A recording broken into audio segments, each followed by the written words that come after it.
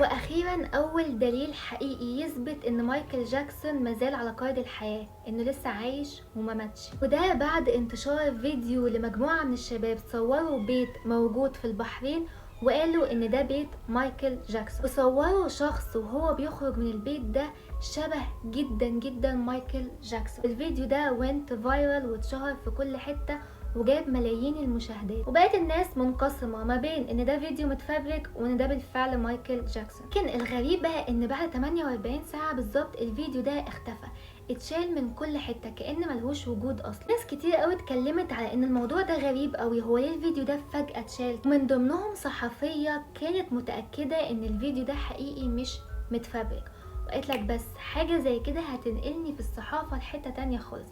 فقررت بان هي تروح للبيت اللي نزل في الفيديو في البحرين وتتأكد بنفسها. بالفعل عرفت ان البيت اللي اتصور في الفيديو ده موجود في